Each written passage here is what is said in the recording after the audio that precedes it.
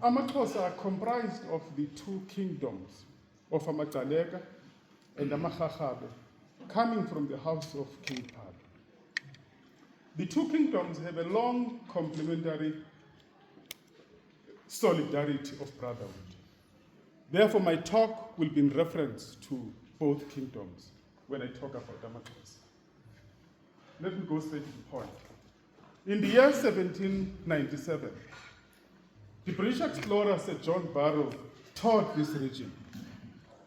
It was at the height of the transatlantic slavery, in which 13 million Africans were trafficked across the Atlantic Ocean. Part of Barrow's visit was to identify commodities from the British industrialization. To his shock, when he met AmaXhosa, he noticed that they were different. One of his famous quotes he made to John Barrow was that, perhaps these are the greatest people ever created on planet Earth. According to him, he says that it was because of their exceptional intelligence, extraordinary courage, and remarkable mannerism. That was his observation in 1797 about AmaXhosa. The fact that AmaXhosa resisted colonialism for 9 wars over 100 years, it actually validated Barrow's observations. Now, we talk about what is it that defines AmaXhosa. Ngobani AmaXhosa? Itsho itopic yami namhlanje. They practice circumcision to mark the sacred rite of passage to manhood. That's what Barrow also noticed. He says, I've traveled all over the world. I've never seen a nation that practices circumcision. The only nation at that time were only the Jews in Israel. So it shocked him. AmaXhosa used wars as an instrument of defeat and integration. For example, AmaXhosa defeated the Khoisan nation, such as Ostad, Amatete, Ogibwa, and they integrated them into AmaXhosa. That's why today kusithiwa bangamaXhosa. 2, AmaXhosa defeated the nations that were coming from El Sud, Amamvulane, Amavundle, Omaduna, Amantshilibe, Amangqosini, and integrated them, and they became part of AmaXhosa. In the aftermath of the War of Mbolombo in 1828, it was the legendary King Hintsa, Zanzo, of AmaXhosa who integrated the survivors of that war by granting them land at Somo and Ngamakwe and Ndabakazi. They were known as Abambo or Amamfengu. Today, they are the legitimate, hard-working nation of AmaXhosa with their own jurisdiction of Inkosi. What made AmaXhosa to resist colonial encroachment was their brilliant execution of military strategies in the neutralization of the European firepower. That resulted in the construction of 47 forts and 62 military posts in the. That's the highest concentration you can get in the world. It's only here. You don't get those forts like Fort Beaufort, Fort Malan, Fort Cox, anywhere else in the world except here, because of those wars. The backbone of AmaXhosa's relentless resistance was broken by the introduction of the European cattle lung sickness, which decimated 90% of the cattle of AmaXhosa.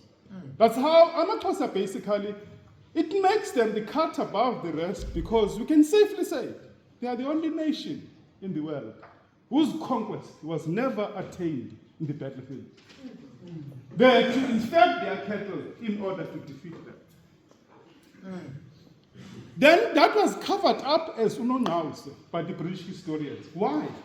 Because they were embarrassed that the whole British Empire, with superior firepower, had to resort to a biological weapon infecting cattle in order to attain conquest. So that's why the whole story of AmaXhosa was generated. Secondly, it was generated because they wanted to create an impression that AmaXhosa were victims of their own creation. My last part. Brilliant strategies versus superior firepower.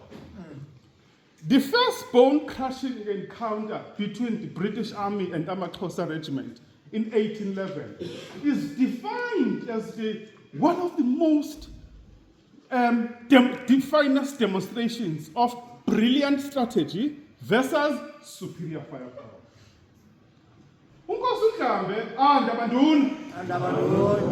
The commander of AmaXhosa regiments dictated the terms of engagement by telling Graham that let's go and fight in the bushes of Ado.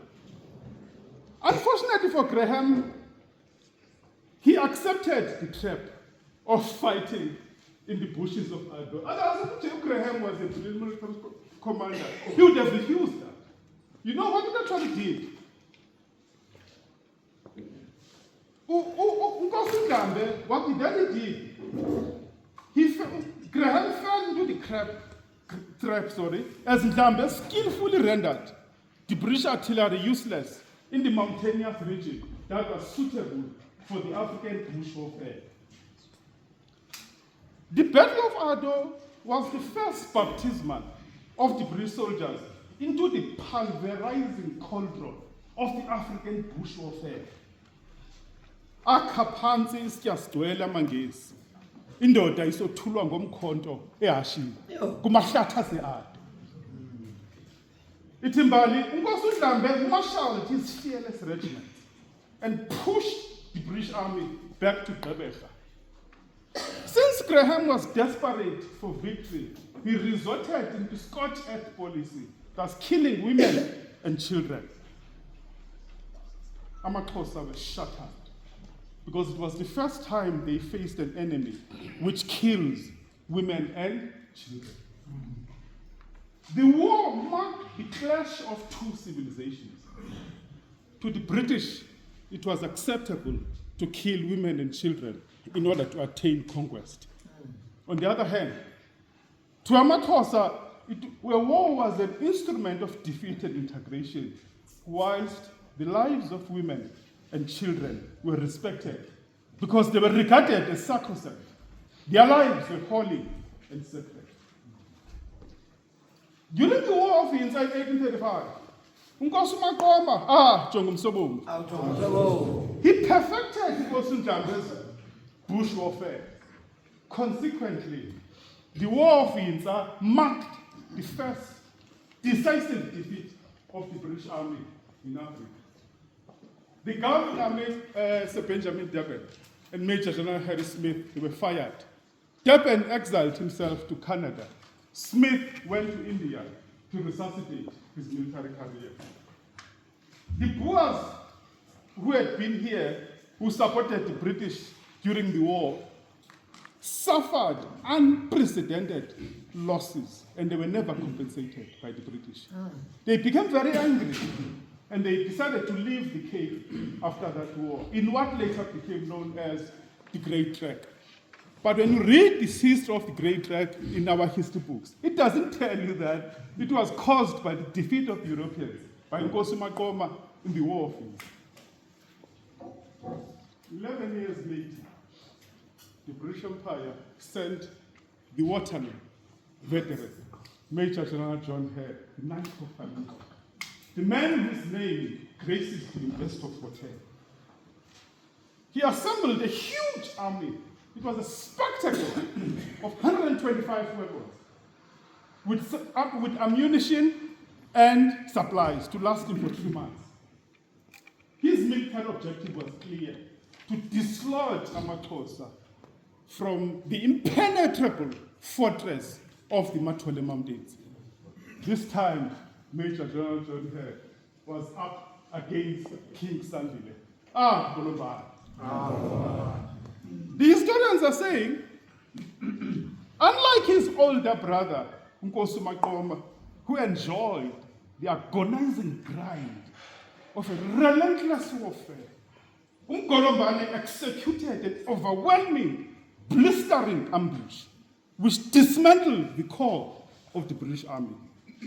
In military terms, they call that shock and awe, where you overwhelm your enemy in the shortest possible period.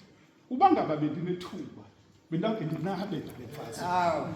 Kodwa ke ixesha lelifumene. It's one of my favorites to narrate. According to Noel Mostert, this war was the worst humiliating defeat the British Army had ever suffered on the African continent. Major General John Hare, the night of Hanover, resigned and later collapsed and died of heart attack on board Essex, Indiana, and was buried in the island of St. Helena in the Atlantic Ocean.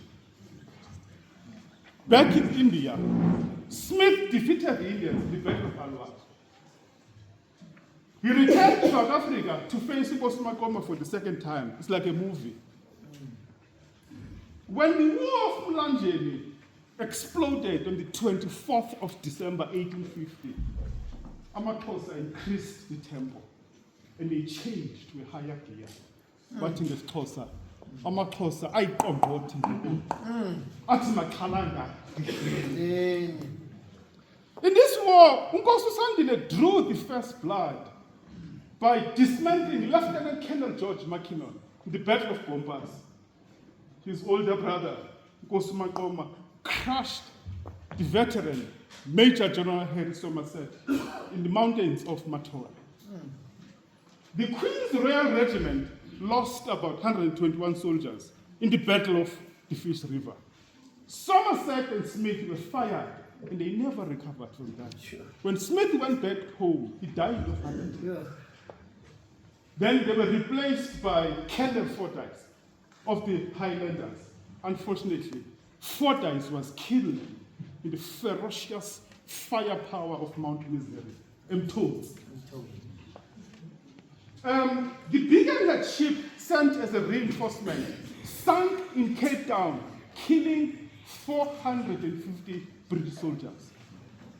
Back in Britain, the Prime Minister's government of John Russell collapsed because of the war.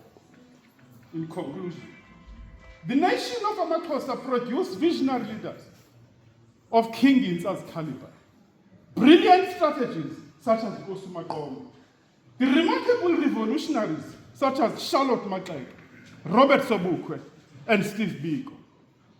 This nation produced towering thinkers in the form of Enoch Sontonga, who composed Nkosi Sikelel Africa, which later became part of the South Africa's national anthem. The greatest athlete in the world come from this region, from this nation of Amakosa. For example, Siya Kolisi is the first captain in the history of the Springbok to have led his team in 2 consecutive World Cups since the Springbok was founded in 1898. In closing, J.P. Solilo from here, one of the highly glorified intellectuals, in his poem ethi Mthandi wesizwe, uthi uSolilo phaya, ngubani amabhongo ngelahle ikamva, ngubani onegugu izinto zakho wabo, ngohlala ilinde ukubona into ezinhle, othemba linzulu noxa kungekuwo.